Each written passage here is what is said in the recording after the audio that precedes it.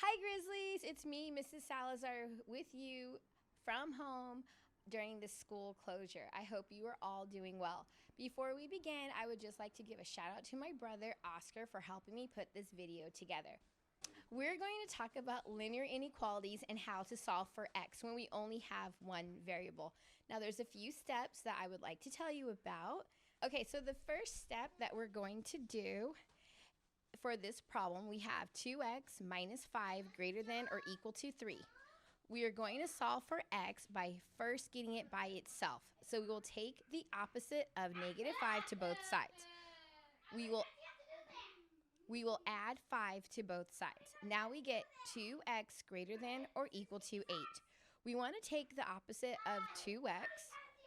So we divide by 2 on both sides. The reason why is 2x means 2 times x. So we divide by 2 on both sides. Now we have x is greater than or equal to 4.